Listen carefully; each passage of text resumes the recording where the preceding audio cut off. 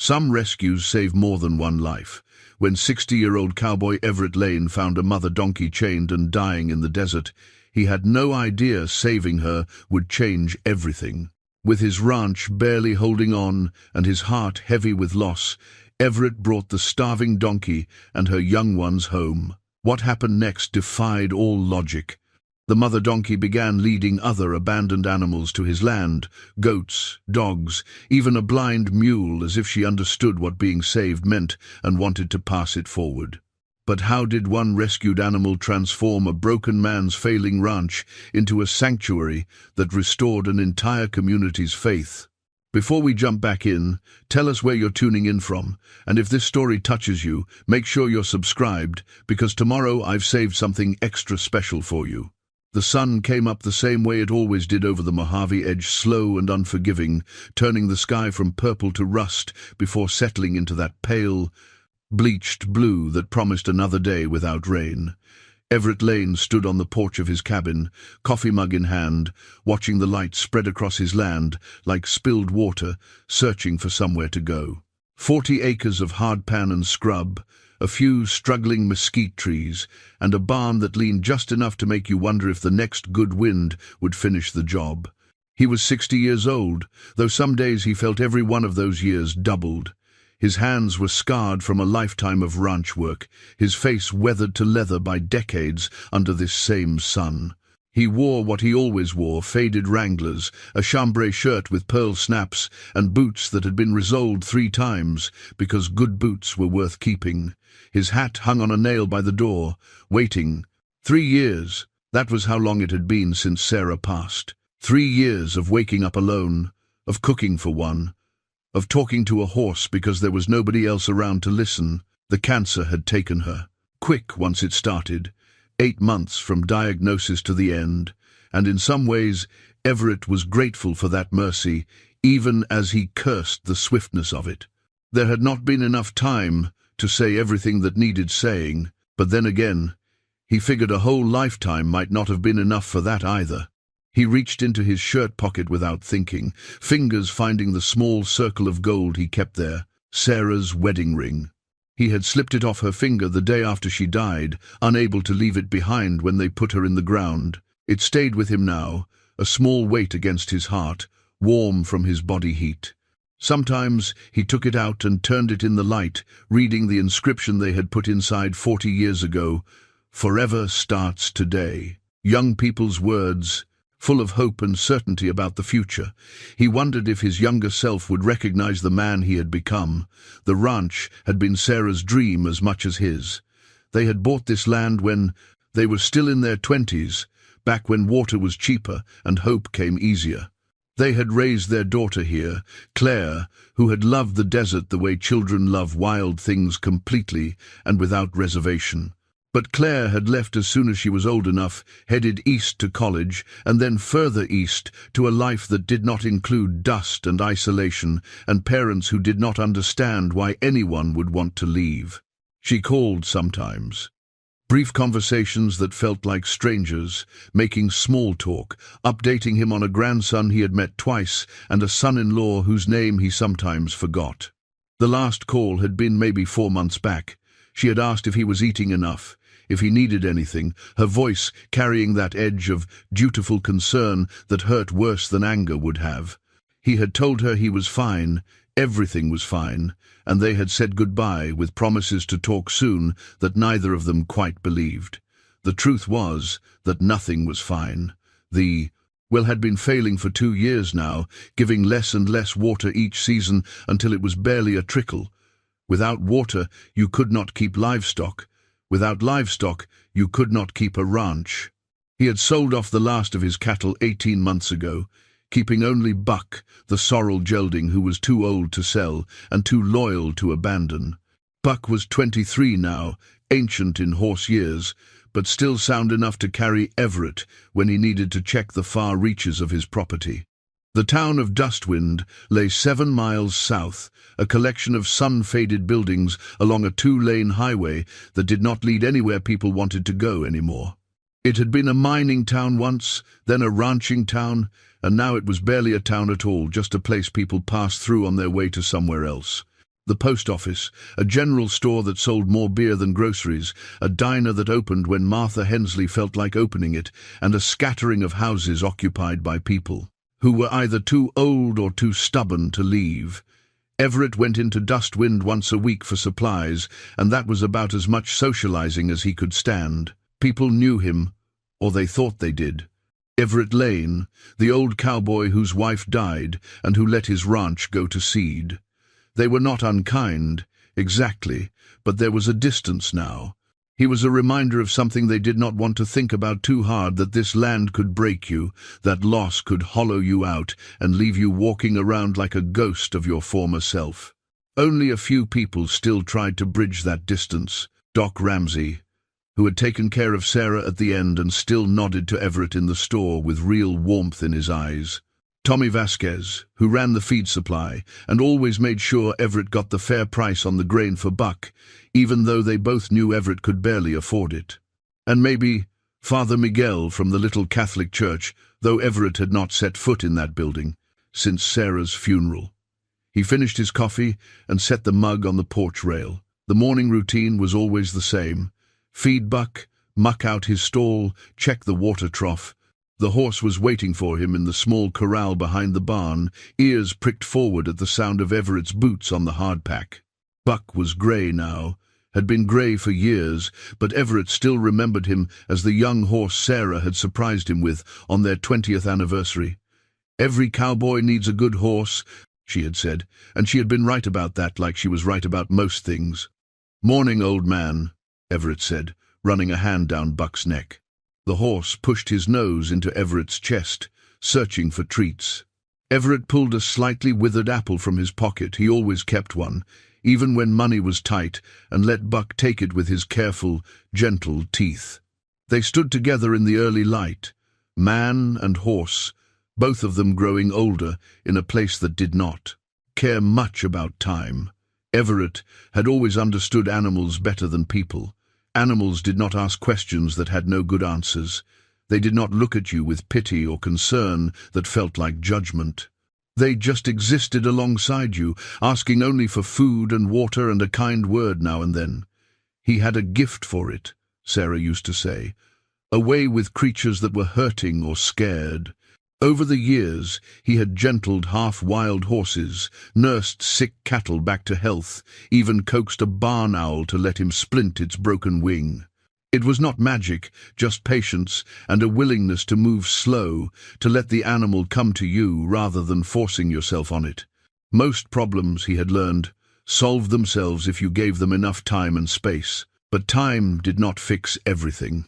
3 years had passed, and he still reached for Sarah in the night, still turned to tell her something before remembering she was not there. The grief had dulled some, like a blade that sees too much use, but it was still there, under everything he did, a weight he carried without quite knowing how to set it down. The ranch reflected his neglect in 1,000 small ways.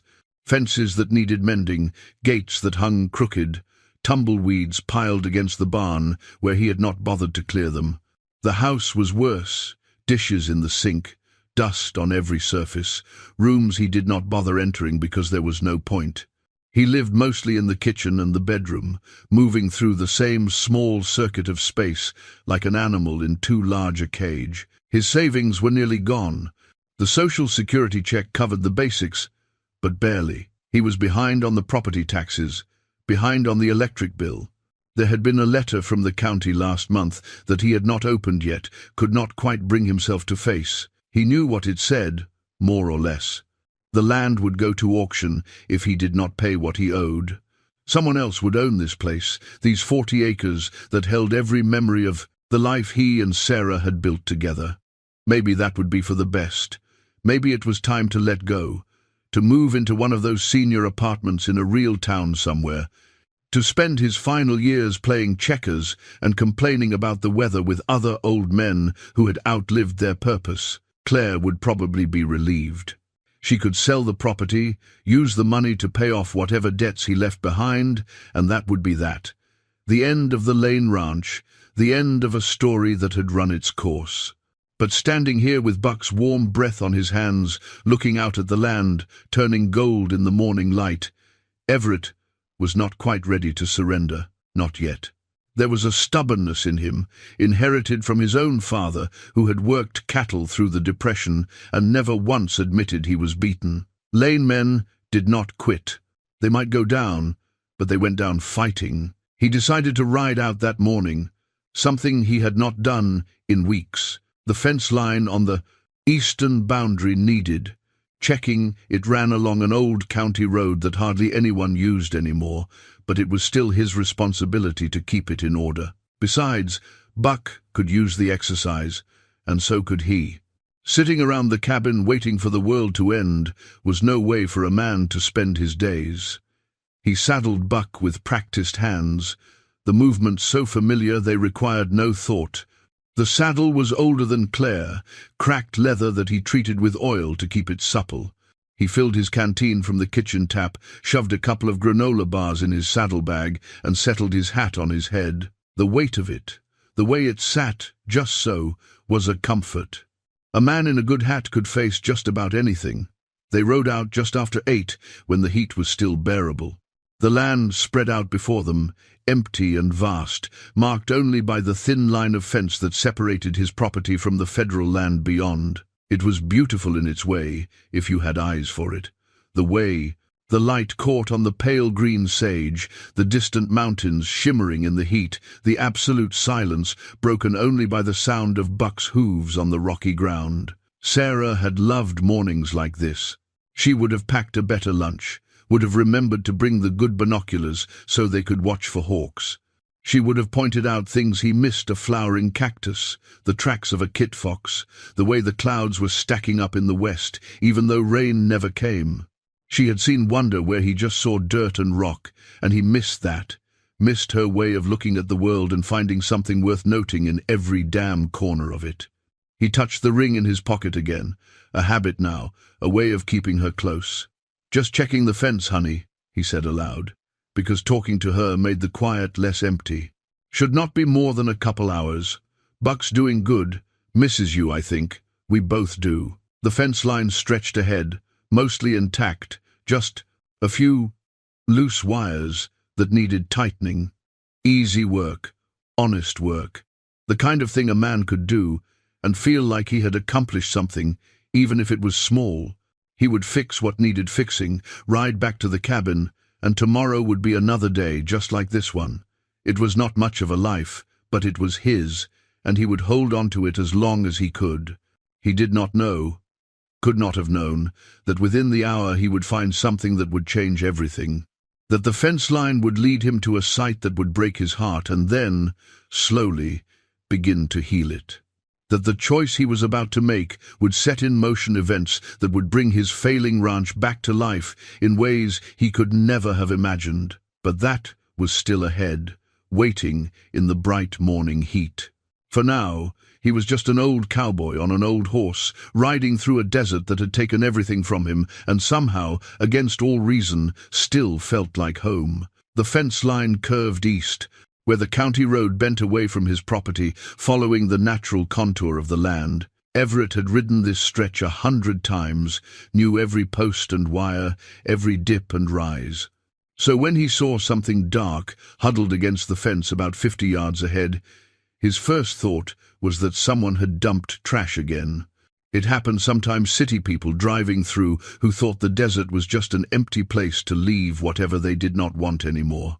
But as Buck drew closer, the shape resolved into something that made Everett's chest tighten: an animal, lying motionless in the dust, and 3 smaller shapes moving around it in nervous circles, making sounds that carried thin and desperate on the still air. "Easy, Buck," he murmured, feeling the horse tense beneath him. Buck had good instincts, and whatever was ahead had him worried. 20 feet away, Everett could see clearly. A donkey, full-grown, collapsed on her side and chained to the fence post by a length of heavy chain wrapped around her neck. The chain was old, rusted, tight enough that he could see where it had rubbed the hide raw. Her ribs showed stark beneath her grey coat, and her sides barely moved with breath. Around her, 3 young donkeys, maybe 8 months old, still awkward with their long legs, circled and cried, a sound that was part bray and part moan, full of fear and confusion. Everett dismounted slowly, his boots hitting the ground with a soft thud. His knees protested, they always did these days, but he ignored them and moved toward the animals with careful steps. The young ones scattered at his approach, but did not go far. They watched him with wide, dark eyes, ears swiveling to track his movement. The mother donkey did not move. Up close, Everett could see the full extent of her condition.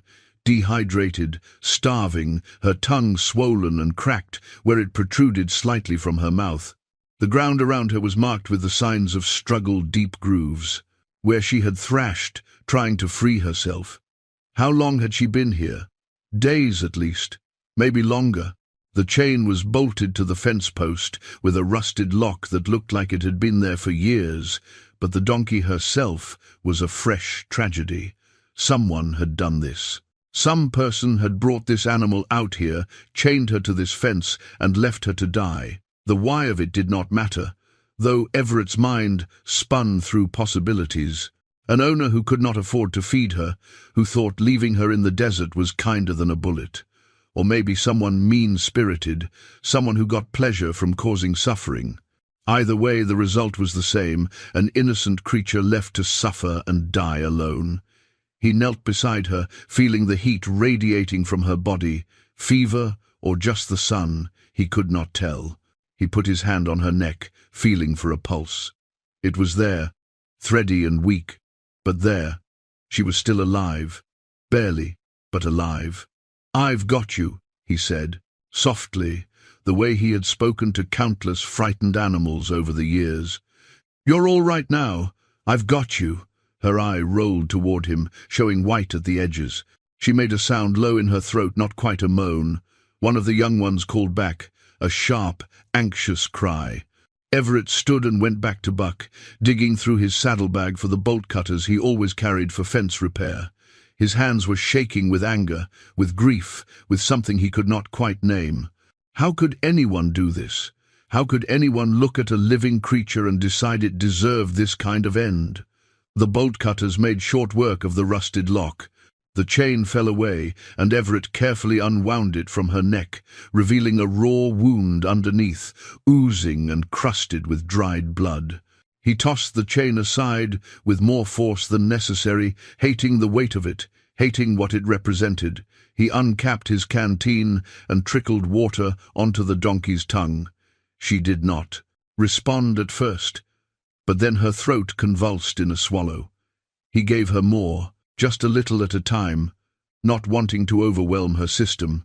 Her eye found his again, and this time there was something in it, some flicker of awareness that had not been there before. "That's it," he murmured. "Just a little at a time. We'll get you home, get you fixed up." The practical part of his mind was already calculating. He had no trailer, no way to transport her. She was too weak to walk, too heavy to carry. The ranch was 3 miles back the way he had come. But he could not leave her here, could not ride away and let her die now that he had found her. The young ones had crept closer, emboldened by their mother's stillness and Everett's gentle voice. They were in better shape than she was, but not by much. Thin, their coats dull, eyes too large in their narrow faces. They had been surviving on scrub and whatever moisture they could find in the plants, but they would not last much longer. Without real food and water, Everett made a decision. He would ride back to the ranch, get his old pickup truck, and come back for them. It would take time. The truck had not been driven in weeks, and might not even start, but it was the only option. He could not save the mother without leaving her temporarily, and he could not take the young ones with him without risking them running off while he was gone. He gave the mother more water, soaking a granola bar from his bag and letting her gum the soft pieces. She took it slowly, her body too depleted to do much more than accept what he offered. The young ones watched, and when he tossed bits of the second granola bar to them, they snatched the pieces up eagerly. "I'll be back," he told the mother, stroking her ear. "I promise you, I'll be back. Just hold on a little longer." He mounted Buck, and rode hard for the ranch, pushing the old horse faster than he should have, but unable to help himself. Every minute mattered. The mother was hanging on by a thread, and if he did not get back soon with water and transportation, she would slip away. The truck started on the third try, belching black smoke and rattling like it might shake itself apart. Everett loaded a tarp, rope, his toolbox, and every container he could find filled with water. He threw in a bale of hay from the barn, old, but still good enough. The drive back seemed to take forever, the truck groaning over the rough terrain, but he made it.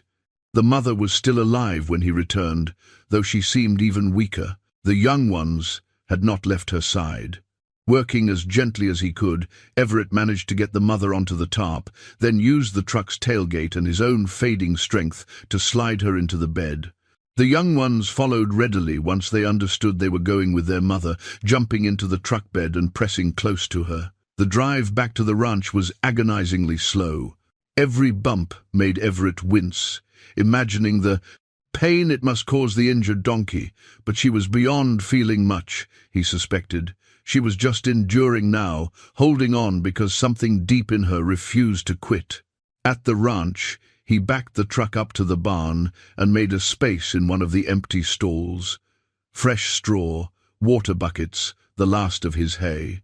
He got the mother settled, the young ones clustering around her, and began the work of trying to save her life. He cleaned the wound on her neck, applied antibiotic ointment from his first aid kit. He offered more water, more food.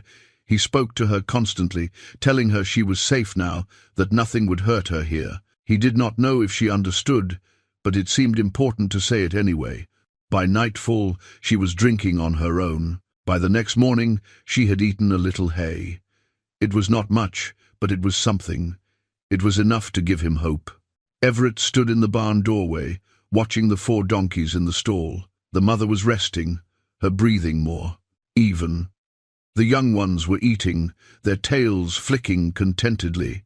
Outside, the desert stretched empty and indifferent, but here in this barn, life was winning. He touched the ring in his pocket. "Found something that needed help," he said quietly, speaking to Sarah the way he always did. "Figured you would have done the same." He did not know it yet, but this was the moment everything changed.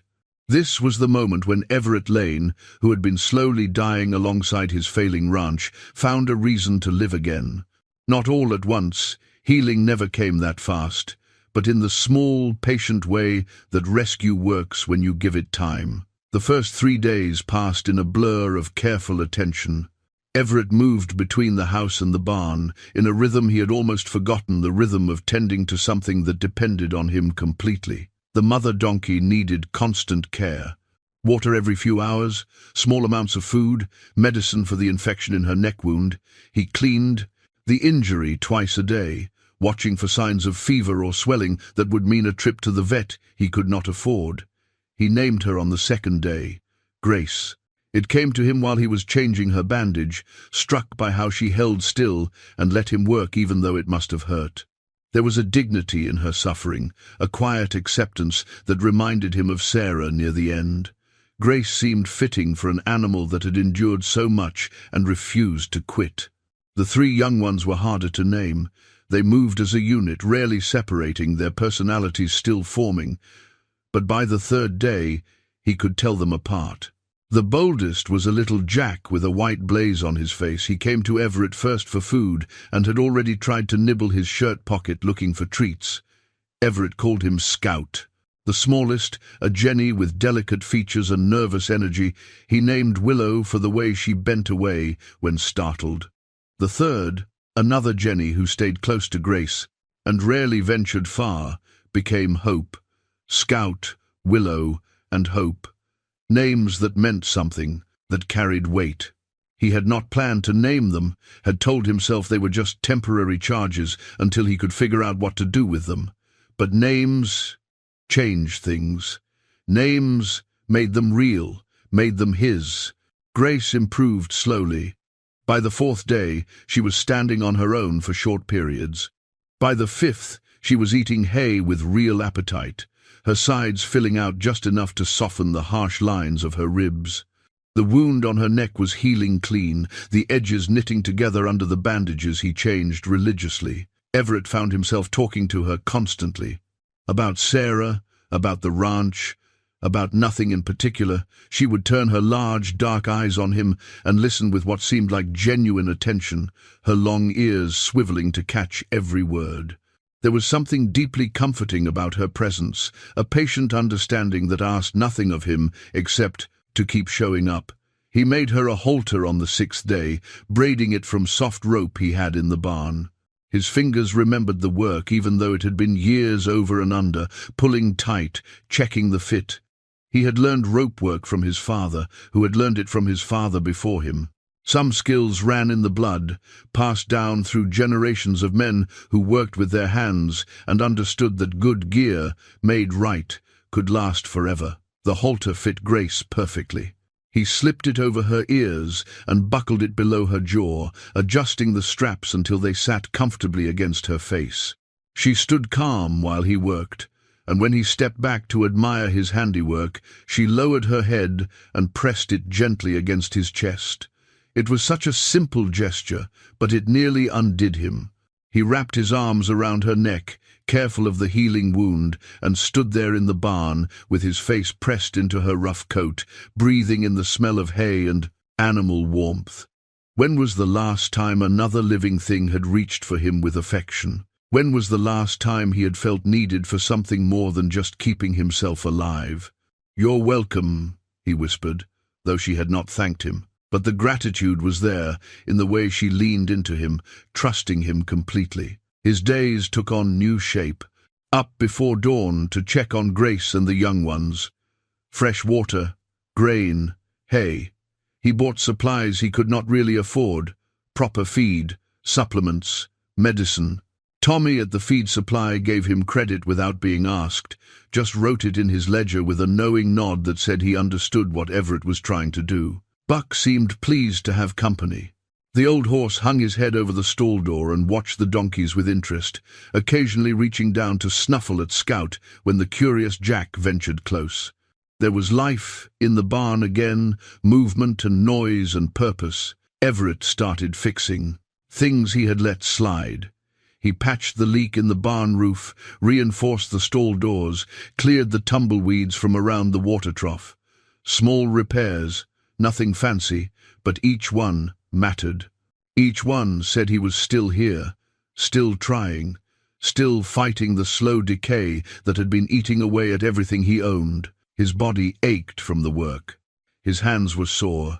His back complained every morning. His knees gave him grief every time he knelt to check Grace's wound. But it was good pain, the kind that came from doing something useful. It reminded him he was still alive, still capable. On the 7th day, Grace walked outside for the first time. Everett opened the barn door, and she stepped out slowly, blinking in the bright sunlight. The young ones tumbled out behind her, immediately running in circles and kicking up their heels in joy at the open space. Grace watched them for a moment, then lowered her head and began to graze on the sparse grass near the water trough. Everett stood on the porch with his coffee, watching them explore. The sight did something to his heart, cracked it open in a way that hurt and healed at the same time. This was what the ranch was supposed to be, a place where things grew and thrived, where life happened in all its messy, beautiful forms. He had been so focused on what he had lost that he had forgotten what it felt like to gain something. Grace and her family were not a replacement for Sarah, were not a solution to his grief or his financial troubles. But they were something.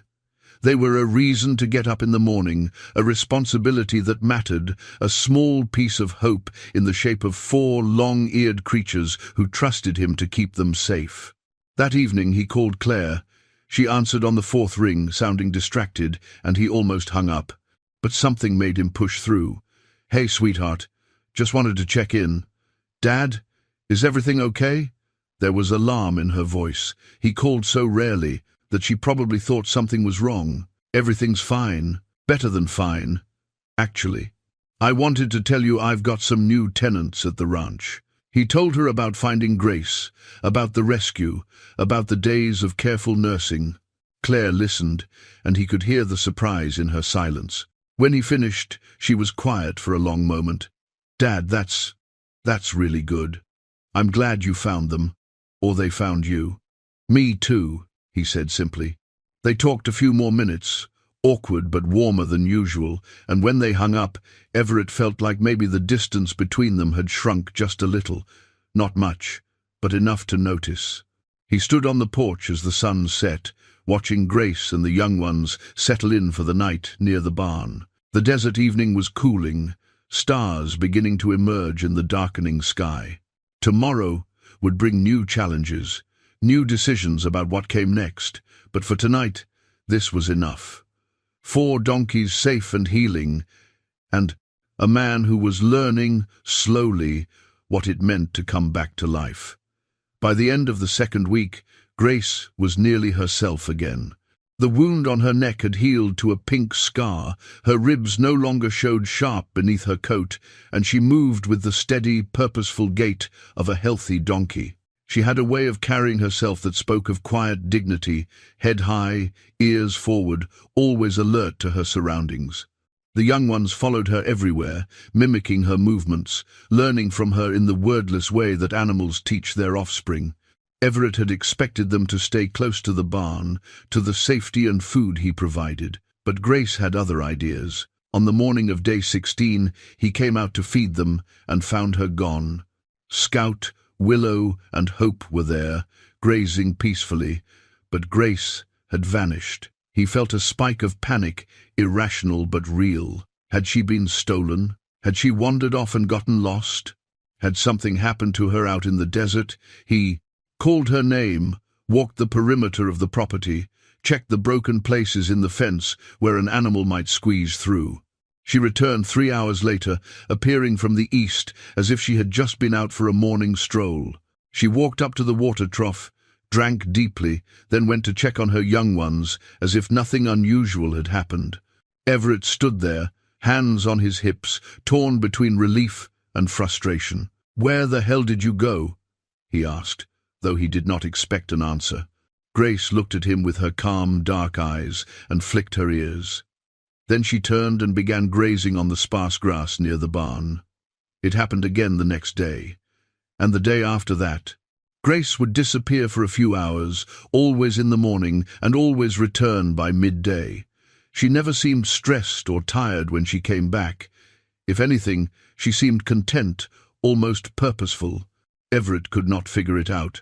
Donkeys were not known for wandering. They typically stayed close to food and safety. But Grace was different. There was something deliberate about her absences, something that nagged at the back of his mind. On the 4th day of this pattern, she came back with company. Everett was repairing the porch step when he heard Grace's distinctive bray. He looked up and stopped mid-swing with his hammer. Grace was walking across the property from the east, and following a few yards behind her was a dog. Not just any dog, but one of the sorriest-looking creatures Everett had ever seen. A medium-sized mixed breed, brown and white, painfully thin, with matted fur and a limp in his right front leg. The dog moved slowly, exhausted, but his eyes were fixed on Grace with what looked like desperate hope. Grace walked directly to the water trough and waited. The dog hesitated at the edge of the property, clearly scared of the human presence, but Grace made a low sound in her throat, encouraging, and the dog crept forward.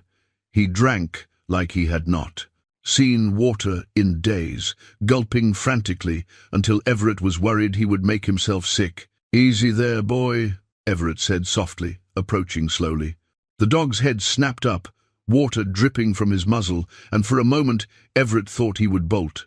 But Grace positioned herself between them, calm and steady, and somehow that made all the difference. The dog had a collar, old and cracked leather with no tags. Everett could see the outline of what might have been a name worn away by time and weather. This was someone's pet once, or had been. Now he was just another abandoned thing trying to survive in the desert. Everett went inside and came back with a bowl of leftover chicken and rice. He set it on the ground and backed away, giving the dog space. The animal fell on the food with the same desperate hunger he had shown for water, eating so fast Everett was sure he would choke. "Where did you find him?" he asked Grace, though he was pretty sure he knew. Somewhere out in the desert, wandering and lost, probably close to the end, and somehow Grace had found him and brought him here. The dog finished eating and lay down in the shade of the barn, too exhausted to do more than watch Everett with wary eyes. Grace stood nearby, not quite guarding him, but clearly keeping an eye on the situation. Scout, Willow, and Hope investigated the newcomer with curious snuffles, and the dog tolerated their attention with tired patience. Everett spent the rest of the day working around the ranch, keeping an eye on the dog. By evening, the animal had relaxed enough to accept water and food from Everett's hand. He was not aggressive, just scared and worn down. A bath, some decent meals, and time, that was what he needed. One more mouth to feed, Everett said to Buck that night as he brushed the old horse. "Don't know how I'm going to manage it, but I guess we'll figure something out." Buck huffed and leaned into the brush, unconcerned. Animals, Everett had learned, did not worry about tomorrow the way humans did. They lived in the present, trusting that food and water would come because it always had. The next morning, Grace disappeared again. And again, she returned with company, this time a thin yellow cat who hissed at everyone except Grace. The cat took up residence in the barn, claiming the hayloft as her territory, and within a day had caught 3 mice and left them arranged in a neat row by the barn door. Everett sat on the porch that evening, watching the growing collection of animals that now populated his property. Grace and her young ones, Buck, the dog he had started calling him Rusty for the color of his patches, and now this nameless cat. 6 animals, where there had been 1 just 3 weeks ago. He should have been worried. Each animal meant more expenses, more food to buy, more mouths depending on him. His bank account was not magically refilling. The property taxes were still unpaid. Nothing about his fundamental situation had changed. But sitting there in the fading light, watching Grace stand sentinel over her ragtag family, Everett felt something shift inside him. This was not random.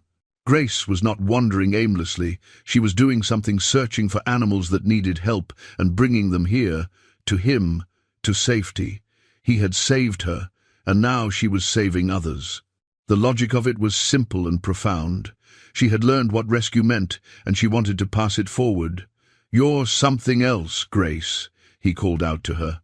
She looked at him, her ears pricked forward, and he would swear she understood exactly what he meant. That night, he took out Sarah's ring and held it up to the lamplight.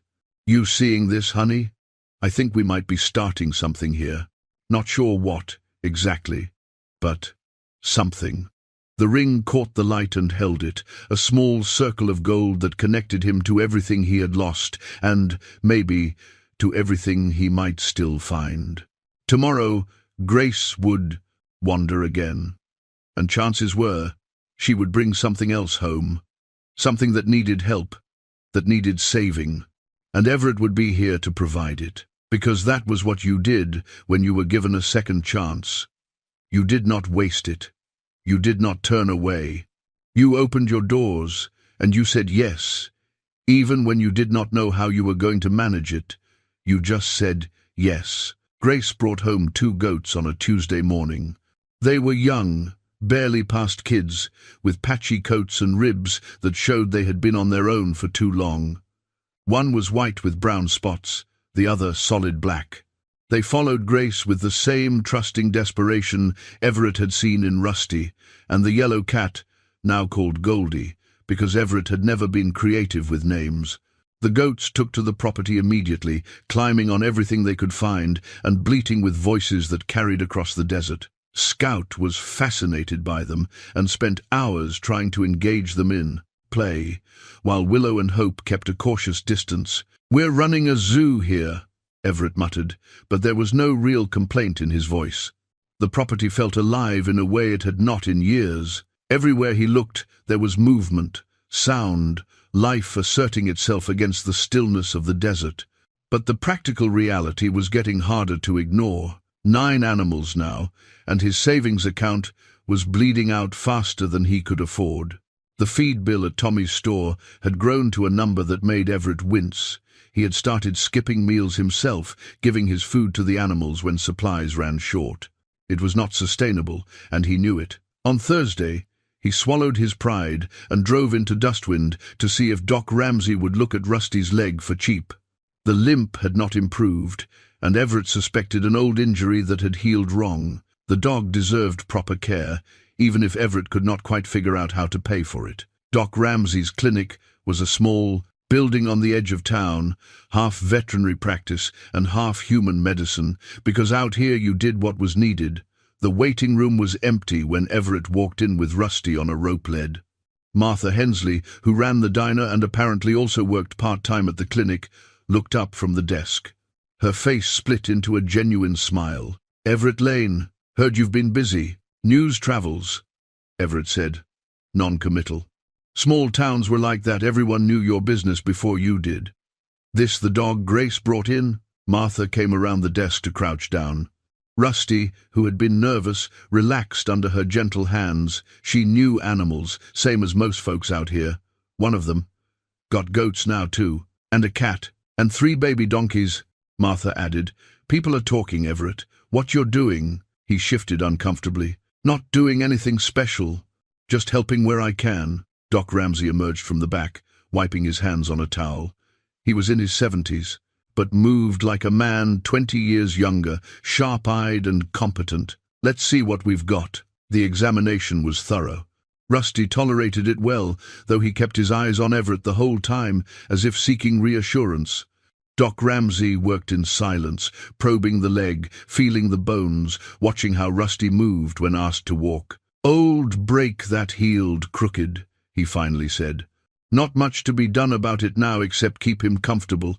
He'll always have that limp, but it's not causing him pain. Good weight bearing. He should be fine." "What do I owe you?" Everett asked, bracing himself. Doc Ramsey waved a hand. "Consider it a donation to the sanctuary."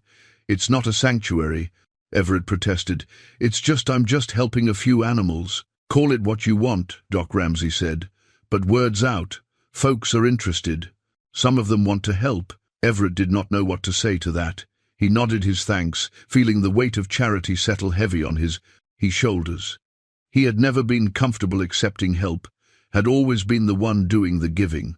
But pride would not feed the animals, and he was learning, slowly, that sometimes accepting help was its own kind of strength. When he got back to the ranch, there was a truck parked by his cabin. Tommy Vasquez was unloading bags of feed from the bed, stacking them neatly by the barn door. "Tommy, I can't pay for that yet," Everett called out, climbing down from his truck. Tommy straightened, grinning. "Good thing I'm not asking you to. Consider it a loan. Pay me back when you can." "That could be never," Everett said honestly. "Then it's never. Come on, Everett, let me do this. You're doing good work here." They unloaded the feed together, and when Tommy left, he pressed something into Everett's hand. A mason jar with a handwritten label, "Lane Sanctuary." Inside were bills and coins, looked like maybe $80. "What's this?" "Folks at the diner have been talking." "Martha, put out a jar. People are contributing what they can. It's not much, but it'll help." Everett stared at the jar, something tight forming in his chest. "Tommy, I don't... Just take it. Use it for the animals. That's all anyone wants." After Tommy left, Everett sat on the porch steps with the jar in his hands. Inside the house, he could see where Sarah's picture still hung on the wall, her smile frozen in time. Outside, Grace was leading the goats to fresh grazing, Scout and the other young ones trailing behind. Rusty lay in the shade of the barn, and Goldie was perched on the fence post, watching everything with her inscrutable cat gaze. This was not what he had expected. He had saved one animal, and that animal had saved others, and now people he barely spoke to were investing in what was happening here. They saw something in it, something worth supporting. A man and a donkey, building something beautiful out of broken pieces. On Saturday, Grace brought home a blind mule. The animal was ancient, grey around the muzzle, his eyes clouded with cataracts. He walked slowly, feeling his way with careful steps, and Grace stayed right beside him, guiding him with soft sounds and gentle nudges. When they reached the barn, she led him to water and stood guard while he drank. Everett watched from the porch, shaking his head in wonder. How did she find them? How did she know where to look? It was like she had some kind of radar for suffering, some ability to sense when another creature needed help. He named the mule Chester, after his grandfather, who had been tough and stubborn until the very end. Chester settled into the barn like he had always been there, content to stand quietly and listen to the world he could no longer see. That evening, Father Miguel showed up with a donation of hay bales loaded in the church truck. Parishioners wanted to help, he explained. Consider it a blessing on the work you're doing. I'm not even Catholic, Everett protested. Weakly, Father Miguel smiled. God's grace extends beyond our small definitions. Take the hay, Everett. Your animals need it. He helped unload the bales, and before he left, he stood with Everett, looking at the collection of animals now populating the property. You know what you're building here? Father Miguel asked. A headache, Everett said, but he was smiling. A refuge, the priest corrected gently. A place where broken things come to heal. That's sacred work, whether you believe in God or not. After he left, Everett stood alone in the gathering dusk, surrounded by the sounds of animals settling in for the night. The ranch that had been dying was coming back to life, not in the way he had planned or expected, but in a way that felt right, felt necessary. He touched Sarah's ring in his pocket. Look at what you started, he said softly. One donkey, and now all this. I think you'd be proud. The night was cool, the stars beginning to emerge in the vast desert sky. Tomorrow Grace would wander again, and probably bring home something else that needed saving. And Everett would be here, ready to say yes, because that was what this place was becoming, a place where yes was always the answer. The sanctuary, because that was what everyone was calling it now, whether Everett liked it or not, grew faster than he could manage alone. Grace continued her mysterious morning excursions, and each time she returned with something new. A three-legged dog, a pair of ducks someone had dumped at a rest stop, a young steer that had wandered away from a failing ranch and been left to fend for itself. Everett stopped trying to understand how she knew where to find them. He just accepted it the same way he accepted sunrise and sunset as a natural force beyond his comprehension. Grace had a gift, or a mission, or maybe just a deep understanding that suffering should not be borne alone. Whatever it was, she pursued it with single-minded dedication. The property transformed. Everett repaired pens and built new ones from scavenged materials. He patched the barn roof properly, reinforced the water trough, cleared years of accumulated junk from corners where animals now slept. Every muscle in his body protested, but he pushed through. The work felt important in a way nothing had felt since Sarah died. People started showing up without invitation, not tourists or gawkers, but locals who had heard what was happening and wanted to be part of it. Martha Hensley came on Tuesday mornings with leftover food from the diner, vegetables, bread, sometimes meat that was perfectly good but could not be served another day. She would stay for an hour, helping clean stalls and talking to the animals in the gentle voice she probably used with her grandchildren. Tommy Vasquez arrived most Saturdays with his teenage son, Miguel Jr. They brought supplies, feed, hay, buckets, rope, and never mentioned payment. Instead, they worked alongside Everett, fixing fences and building shelters, their presence easy and undemanding. Doc Ramsey made house calls now, checking on the animals without being asked, leaving medicine with instructions written in his careful doctor's hand. He waved away questions about billing with the same gruff kindness he had shown for 40 years in Dustwind. Even Father Miguel came by, not to preach, but to work. He was surprisingly handy with tools, and he and Everett spent a whole afternoon building a proper shelter for the goats, working in companionable silence that occasionally broke into conversation about nothing in particular. "You've got something special here," Father Miguel said, hammering a nail into the frame. "People need to see that good still happens, that kindness still matters." "I'm just taking care of some animals," Everett replied, uncomfortable with the praise. You're doing more than that. You're showing people what it looks like to choose compassion when you have every reason to choose otherwise. That matters, Everett, more than you know.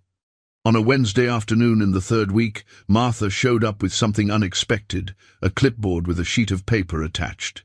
At the top, in her neat handwriting, it said, Lane Sanctuary Volunteer Schedule. What's this? Everett asked, though he could see perfectly well what it was. We've got 15 people who want to help regularly. I figured we should organize it so you're not overwhelmed. Monday through Sunday, 2-hour shifts.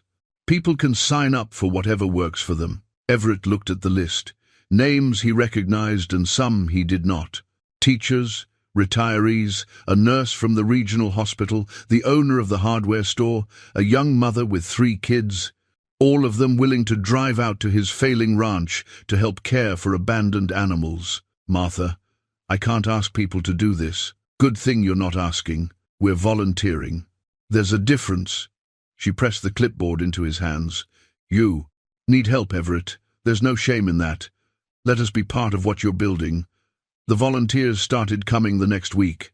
They brought their own supplies, sometimes cleaning products, tools, extra food. They worked without supervision, intuiting what needed doing and doing it. They talked to the animals, learned their names and personalities, fell in love with the ragtag collection of creatures that had found their way to this patch of desert.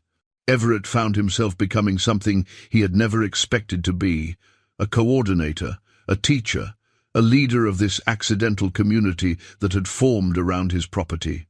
He showed volunteers how to check water levels, how to distribute feed, how to approach nervous animals.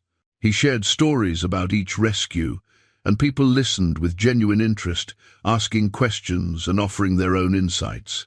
The property was never quiet anymore. There was always someone there, always work being done, always the sound of voices mixing, with animal calls. It should have been overwhelming, should have made him want to retreat into his old solitude, but instead he found it comforting. Life was happening here again, loud and messy and beautiful. His daughter called on a Sunday evening, her voice cautious. Dad, I've been hearing things about what you're doing. From who? The internet, actually. Someone posted pictures of your ranch on Facebook. It's getting shared around. People are calling it the Donkey Sanctuary. Everett felt a chill. Pictures? Who took pictures? I don't know, but Dad, it's good publicity. People are talking about coming to visit, about making donations. This could really help you. I don't want publicity. I just want to take care of the animals. Claire was quiet for a moment. I know, but maybe this is bigger than what you want. Maybe it needs to be. They talked for a while longer, and before she hung up, Claire said something that surprised him. I'm proud of you, Dad. Mom would be too. After the call, Everett sat on the porch with those words echoing in his mind. When was the last time Claire had said she was proud of him? When was the last time he had given her reason to be? Grace wandered over and stood beside the porch, her presence solid and reassuring. Scout, Willow and Hope were sleeping in the barn, their bellies full, their bodies healthy. Around the property, 23 animals now lived, each one a small miracle of second chances. The donation jar Martha had started was never empty anymore. People added to it every time they visited. Everett used the money for supplies, carefully tracking every dollar, determined to be a good steward of the community's trust. His body hurt constantly now. His hands were covered in new calluses, his back ached every morning, his knees protested every step.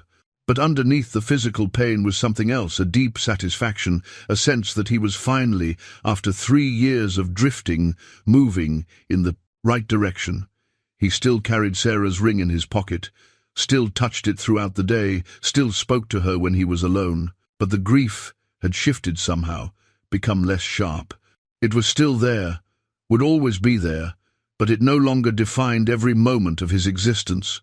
Look at what we built, he said to her memory, watching the last light fade from the sky. Look at all these lives we're saving. It started with Grace, but it's so much bigger now. It's become something I don't even understand. The stars came out, bright and uncountable in the clear desert air. Somewhere in the barn, one of the goats bleated softly. Rusty barked once, then settled back into sleep. The three-legged dog named Tripod by one of the volunteers was curled up by the porch steps. Tomorrow would bring new challenges. More animals, probably.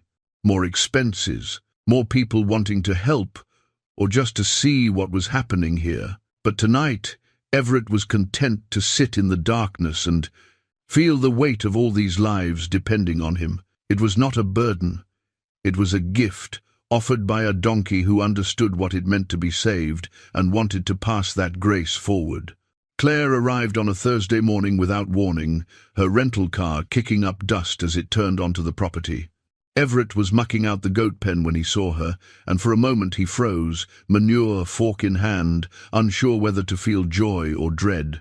His daughter had not visited in over 2 years, not since Sarah's funeral, and her sudden appearance meant something had changed. She stepped out of the car wearing city clothes, slacks and a blouse that looked too crisp for the desert, but her face was softer than he remembered.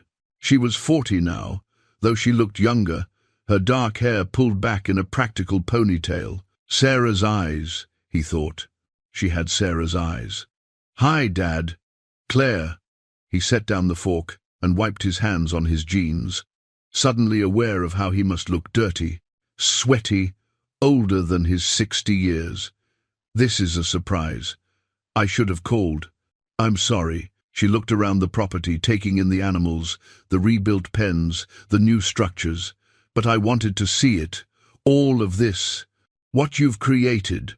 Grace had noticed the visitor and was making her way over, Scout and the others trailing behind. Claire watched the donkey's approach, something softening in her expression. "Is that her? The one who started everything?" "That's Grace." Everett felt an odd pride saying it. "And those are her young ones, Scout, Willow, and Hope."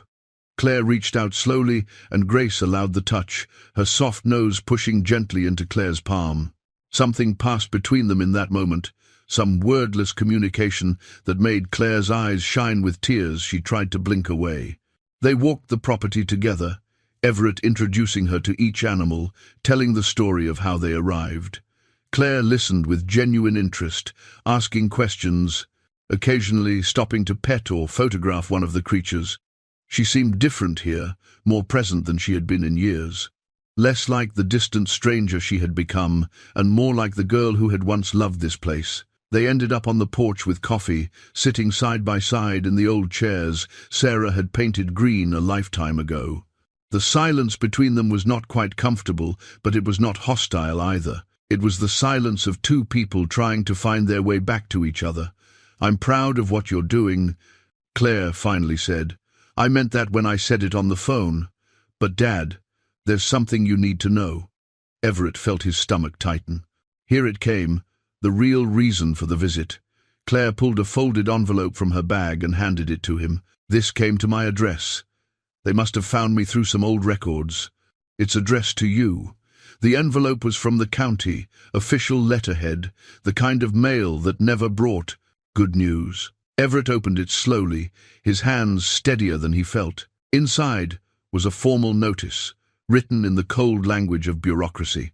The Lane property was operating as an unlicensed animal sanctuary, multiple violations of county zoning ordinances, exceeding the number of allowed animals for residential property, operating a public facility without proper permits, potential health and safety concerns. The county was ordering an immediate inspection, and if violations were not corrected within 30 days, the animals would be seized and relocated, and the property would face significant fines. 30 days. To get permits he did not know how to obtain, to meet standards he did not know how to meet, to somehow transform his accidental rescue operation into something the county would approve of, or else lose everything. Everett read the notice twice, the words blurring the second time. All of this, the animals, the volunteers, the community that had formed around Grace's mission could be taken away by bureaucratic decree, because he had not filled out the right forms, had not asked permission to save lives. "There's more," Claire said quietly. "I did some research before I came. Getting licensed as an animal sanctuary is complicated. You need proper facilities, veterinary oversight, proof of funding, liability insurance, staff training certifications. It's not impossible, but it's expensive and time-consuming. I don't have expensive, Everett said, his voice flat.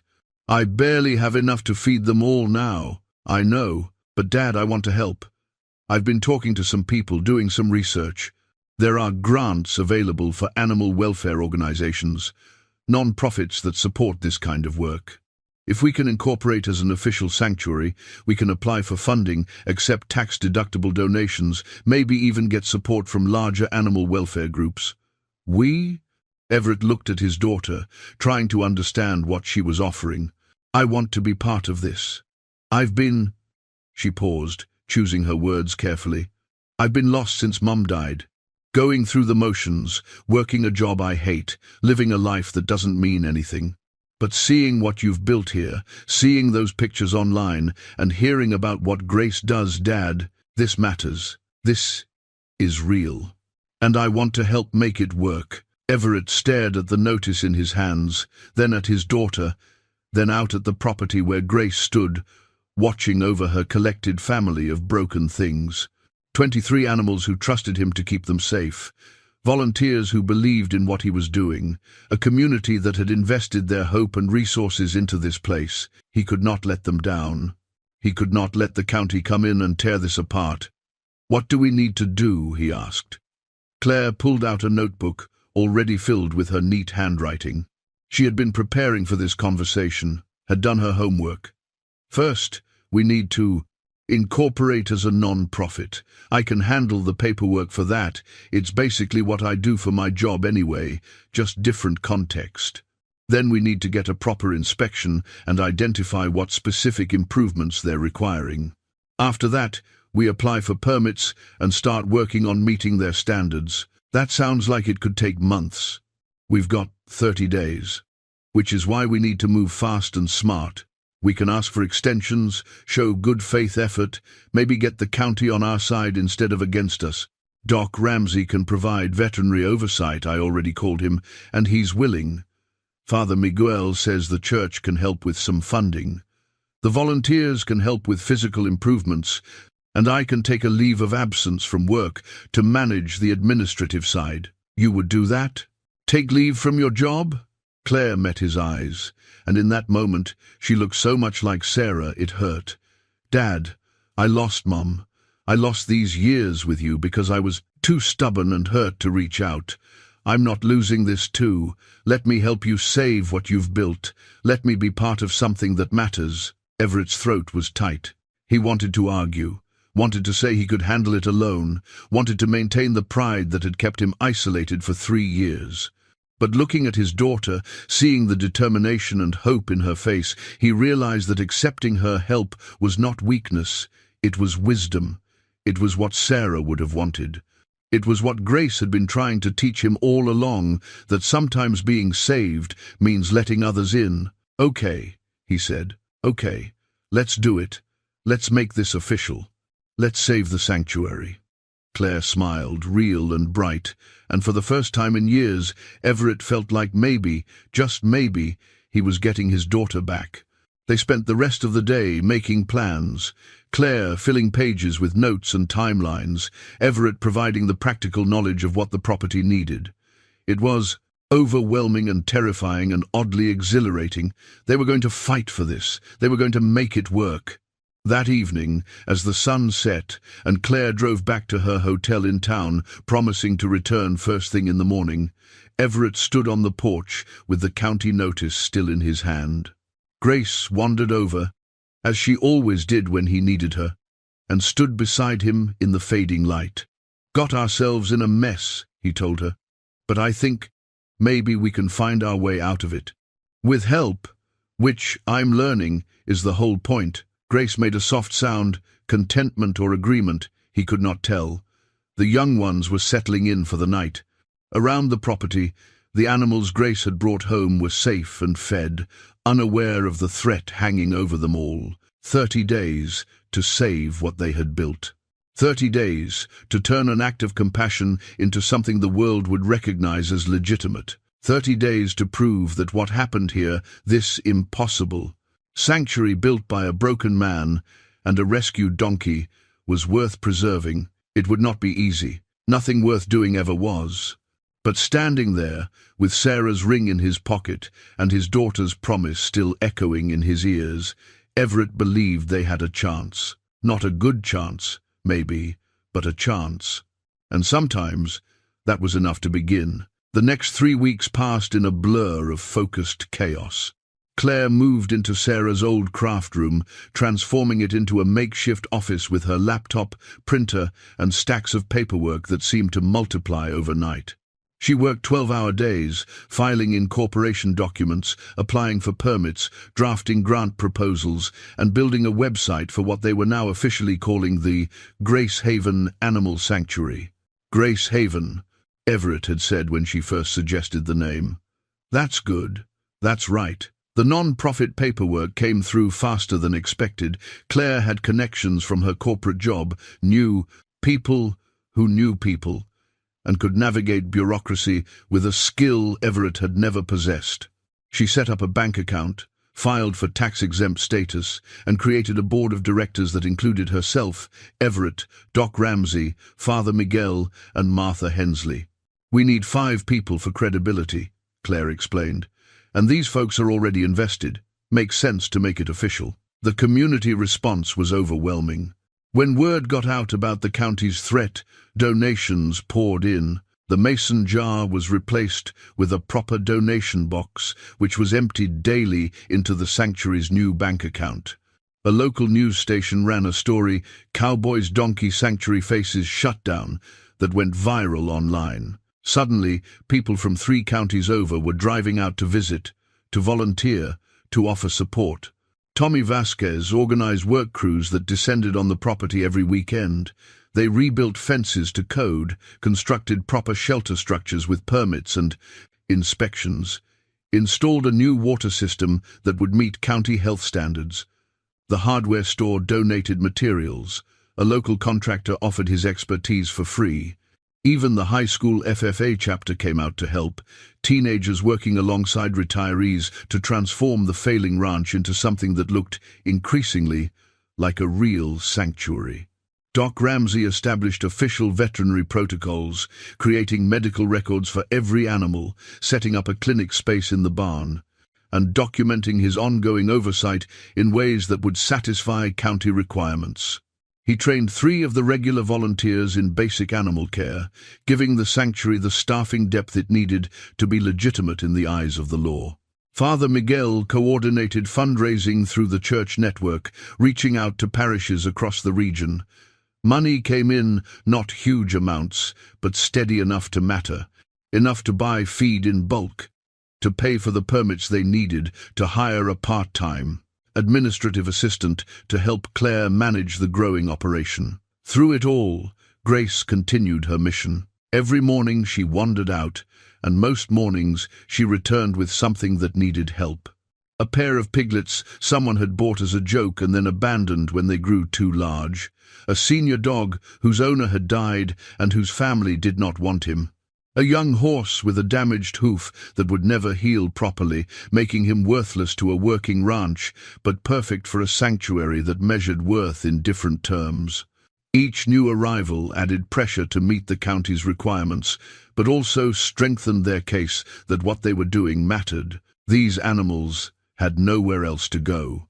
Grace Haven was becoming their last chance, and everyone involved felt the weight of that responsibility. Everett worked himself to exhaustion. He was up before dawn and did not stop until after dark, his body screaming protest, but his will refusing to quit.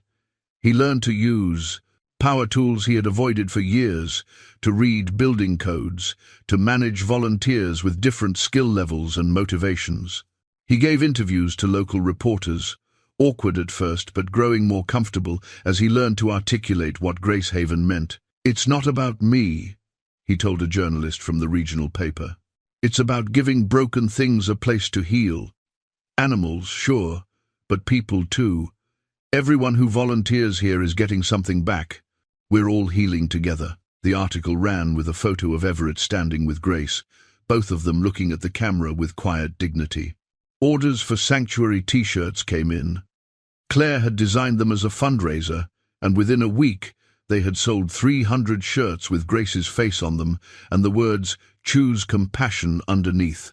But the mounting success brought its own stress. Everett and Claire argued sometimes, usually late at night, when they were both exhausted and the deadline loomed closer. She wanted to move faster, expand more, capitalize on the publicity. He wanted to be careful, to not lose the essential spirit of what they were doing in the rush to legitimize it. "We're not building a business," he said, after one particularly heated discussion. "We're providing sanctuary." "And we can't provide sanctuary if the county shuts us down," Claire shot back. "Sometimes you have to play by the rules to do the good work, Dad. That's just reality." They would reach impasses and then find their way through, usually with one of them apologizing, and both of them recognizing that they wanted the same thing, even if they disagreed about the path. Those arguments, as frustrating as they were, felt like progress. They were talking, really talking, in a way they had not in years. One night, 2 weeks into the push, Everett found Claire crying in the craft room-turned office, surrounded by paperwork and regulations she was trying to decipher. "Hey," he said softly. "What's wrong?" "It's just so much, Dad. I keep thinking about what happens if we fail. All these animals depending on us. All these people who have invested their time and money and hope. What if we can't do it? What if I'm not good enough to pull this off?" Everett sat down beside her. Something he had not done in years, just sat with his daughter when she was hurting. "You know what Grace taught me?" he said. "That sometimes the trying is enough. That showing up, doing the work, opening your heart to what needs help, that's what matters. We might fail. The county might shut us down anyway. But we'll have tried everything we could, and that's not nothing." Claire leaned her head on his shoulder, and he put his arm around her, feeling the years of distance compress into this one moment of connection. "I miss Mom," Claire whispered. "Me too, sweetheart. Every day. She would have loved this. What you're doing with Grace. She would have loved that you came to help. That means more to me than you know." They sat together in the quiet office, father and daughter, both of them carrying grief but also hope. Outside, the sanctuary was settling in for the night, animals safe and fed because people had chosen to care. It was not certain they would succeed, but they were not facing the challenge alone, and that made all the difference. The county inspection was scheduled for day 28, 2 days before the deadline. Claire had been in constant communication with the inspector, a woman named Patricia Orozco, who had been professional but non-committal about their chances. She had reviewed their documentation, approved their building permits, and agreed to conduct the final inspection earlier than required. "She's giving us a chance," Claire said, "but it has to be perfect." The final 2 days before the inspection were intense. Every volunteer who could make it came to help with last-minute preparations. They painted structures, organized the medical records, created informational signs for each animal pen, and rehearsed the presentation Claire had prepared. The property looked better than it had in 30 years, maybe better than it ever had, but would it be enough? The night before the inspection, Everett could not sleep. He walked the property in the darkness, checking on each animal, making sure water buckets were full and gates were secure. Grace followed him, her presence comforting as always. "Tomorrow decides everything," he told her. "If we pass, we're legitimate. We can keep doing this, maybe expand, really become the sanctuary everyone thinks we already are. If we fail, they take you and all the others away, and I lose this ranch to back taxes. Everything we've built disappears." Grace nuzzled his chest, her breath warm in the cool night air. She did not seem worried. She had done her part, bringing broken things home and trusting that somehow it would work out. Her faith was simple and complete. Everett wished he could share it. He touched Sarah's ring in his pocket, a gesture that had become automatic, and thought about how far he had come from that morning when he had first found Grace chained and dying in the desert.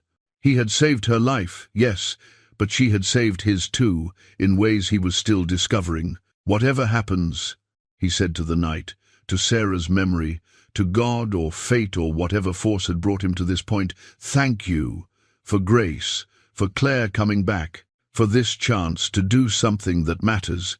If it ends tomorrow, at least we tried."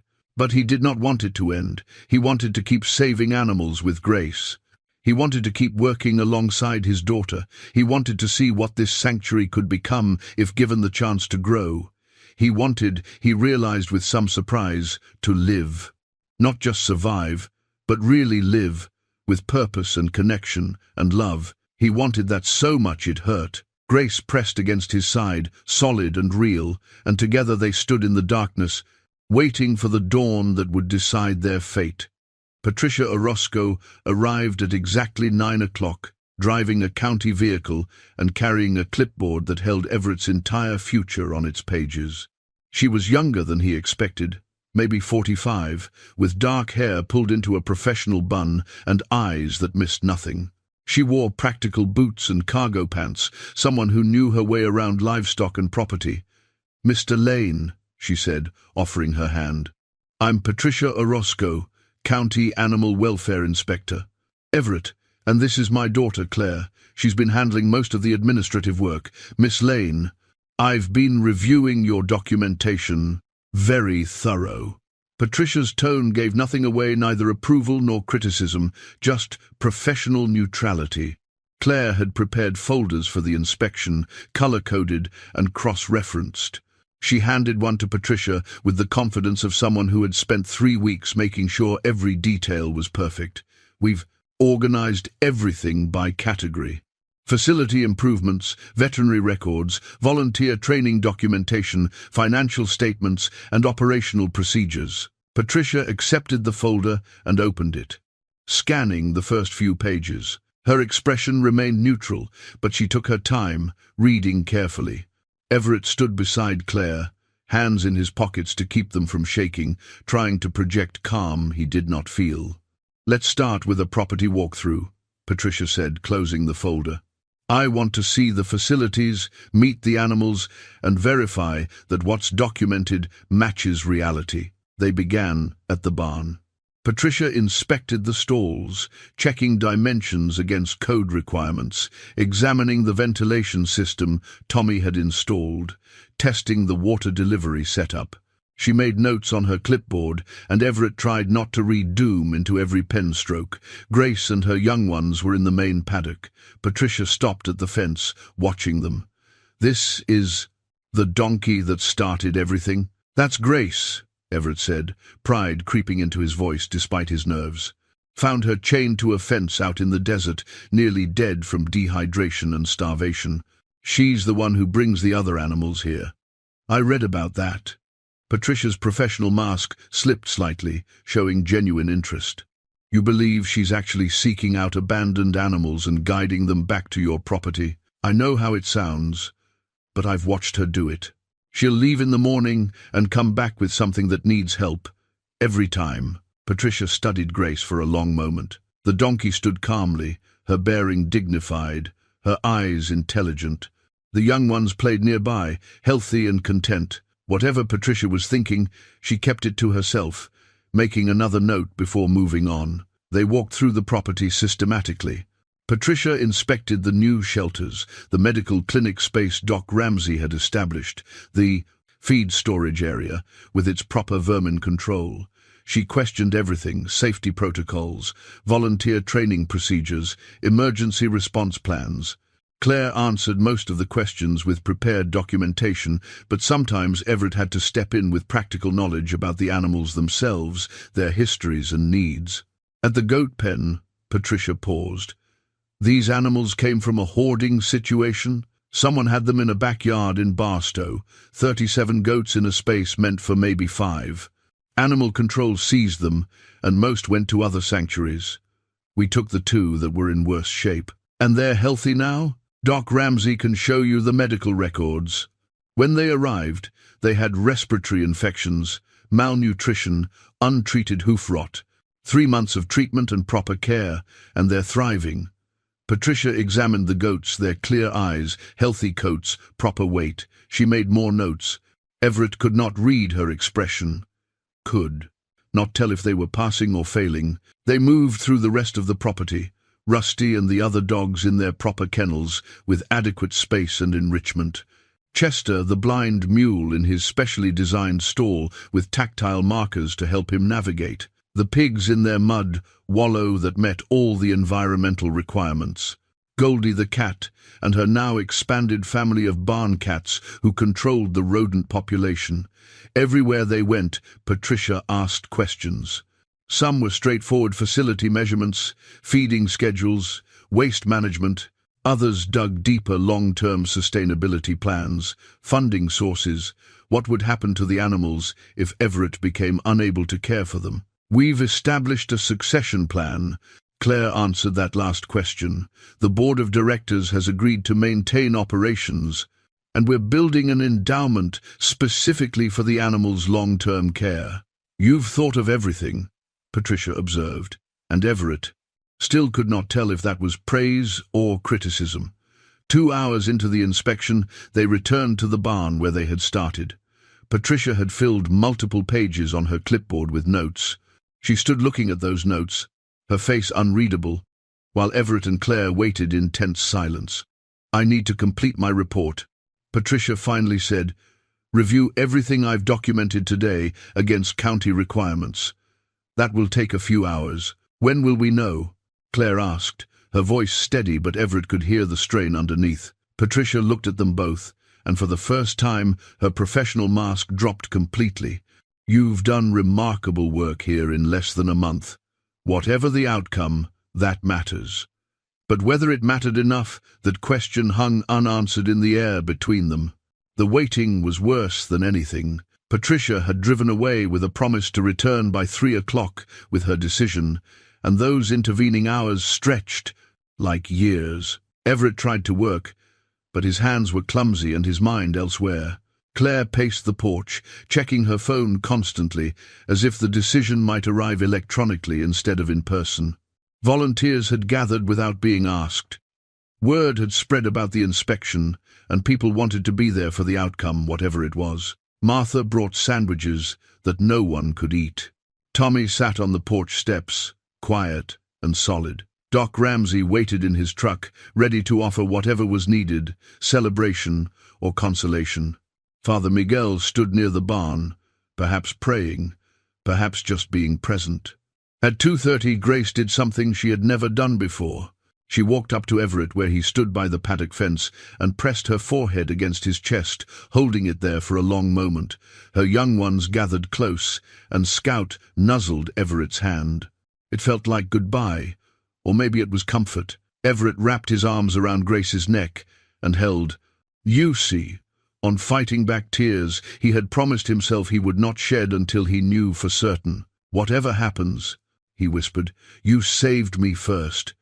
Don't ever forget that." Patricia's county vehicle appeared at 2:55, dust trailing behind it in the still afternoon air. The gathered community fell silent, every eye tracking the vehicle as it parked near the barn. Patricia stepped out, her clipboard in hand, her face still carefully neutral. She walked toward where Everett and Claire stood, and with each step, Everett felt his future being decided. The sanctuary, the animals, the community that had formed here, his relationship with his daughter, everything balanced on what this woman was about to say. Patricia stopped in front of them. For a long moment, she simply looked at the property, the animals, the people, the evidence of what had been built here in such a short time. Then she looked down at her clipboard, and Everett could see an official document attached to it, the county seal visible at the top. "Mr. Lane, Miss Lane," Patricia began, her voice formal. "I've completed my inspection of the Grace Haven Animal Sanctuary and reviewed all submitted documentation against county requirements for animal welfare facilities." The silence was absolute. Even the animals seemed to be holding their breath. "I found your facilities to be in full compliance with county codes. Your veterinary protocols meet or exceed standards. Your volunteer training program is comprehensive. Your financial planning demonstrates sustainability. And your commitment to animal welfare is evident in every aspect of your operation." Patricia's professional mask finally broke into a smile. "It's my pleasure to approve your application for licensure as an official animal sanctuary. Congratulations." The sound that erupted from the gathered crowd was pure joy.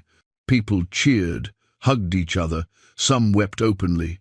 Claire grabbed Everett in a fierce embrace, both of them laughing and crying at once. Martha was wiping her eyes with her apron. Tommy pumped his fist in the air. Doc Ramsey honked his truck horn in celebration.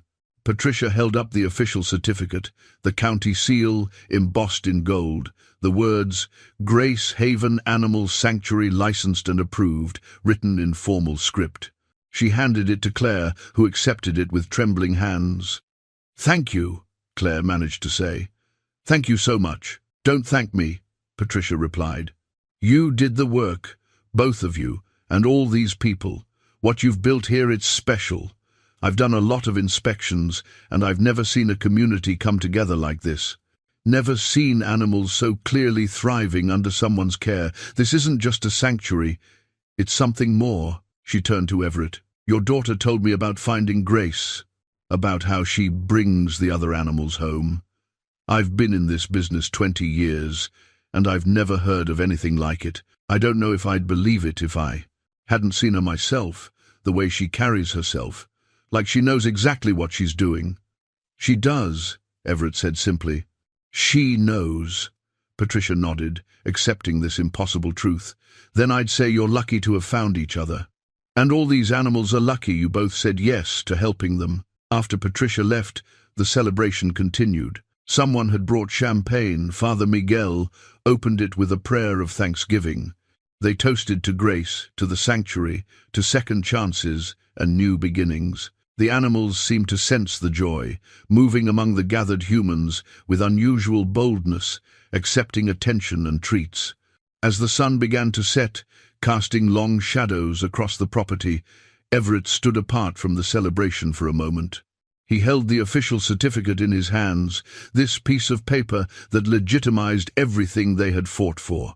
But more than that, he looked at the people gathered here, his daughter, his friends, his community, and felt a fullness in his heart he had not felt since Sarah died. Grace walked over to him, as she always did when he needed her, and stood beside him in the fading light. Everett put his hand on her neck and looked out at the sanctuary they had built together. "We did it, girl," he said softly. "We actually did it." And Grace, in her quiet way, seemed to say she had never doubted it for a moment. 6 months later, the Grace Haven Animal Sanctuary was home to 42 animals, and growing. The property had been transformed beyond recognition. Professional signage at the entrance, a proper parking area for visitors, educational displays about each animal's story, and a small visitor center that Claire had helped design. They had become a destination, not just for people dropping off animals that needed help, but for families who wanted to teach their children about compassion, for volunteers seeking purpose, for anyone who needed to remember that kindness still mattered. Grace continued her morning wanderings, though now she wore a small GPS collar, Claire's idea, after a generous donor-funded tracking equipment so they could monitor where she went and how she found the animals that needed saving. They had learned that she covered incredible distances, sometimes ranging 15 miles from the sanctuary, following what seemed to be an instinctive sense of where suffering existed. Scientists from the university had asked to study her, to understand the mechanism behind her gift, but Everett had politely declined. Some things did not need explaining. Scout, Willow, and Hope were nearly full-grown now, and they had started accompanying Grace on her morning searches. It seemed the mission was being passed down, mother to offspring, a legacy of rescue that would continue beyond Grace's lifetime. The sight of 4 donkeys traveling the desert together, searching for animals in need, had become familiar to locals. People left water stations along known routes. Ranchers called the sanctuary when they spotted the donkeys near their property, making sure they were safe. The story had spread far beyond Dustwind.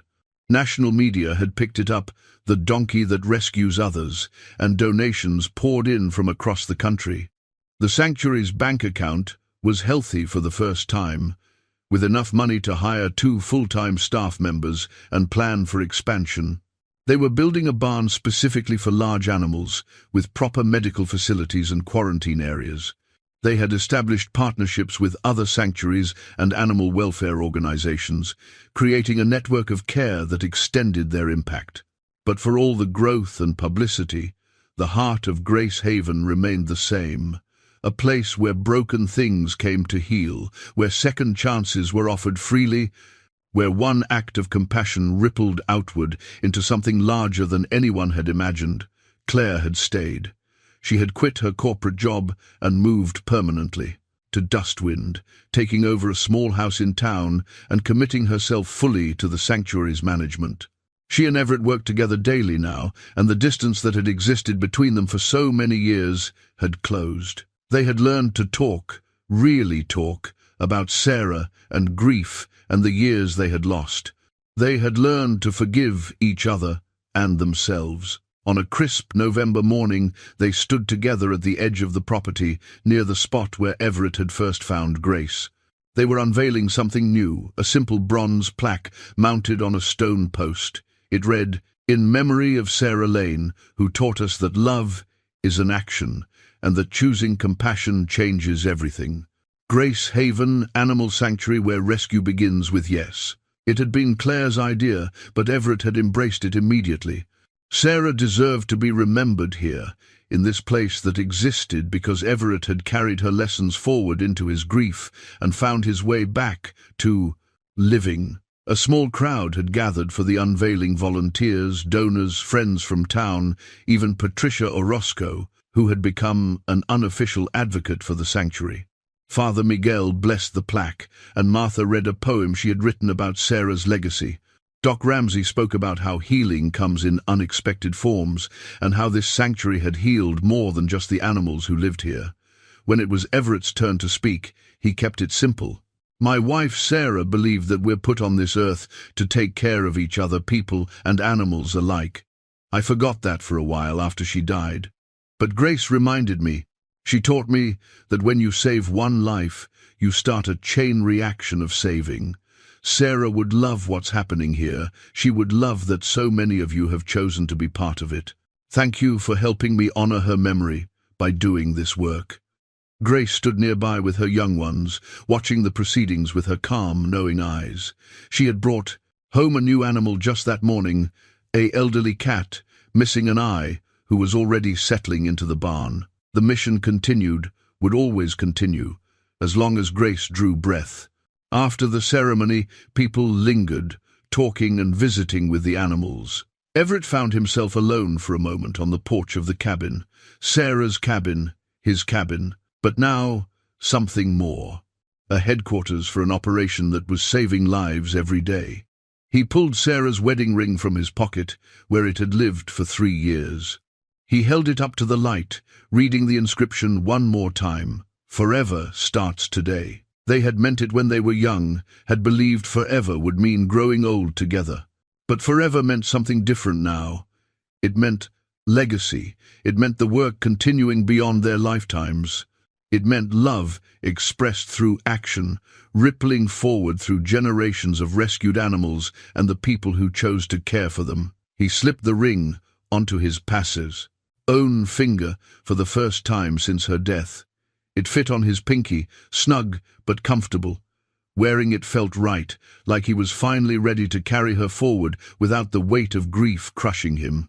Claire came up beside him, following his gaze out over the sanctuary. "Mum would be so proud of you, Dad." "Of us," he corrected. "Couldn't have done it without you." They stood together, watching Grace lead a group of volunteers out to the far paddock, showing them the new arrivals.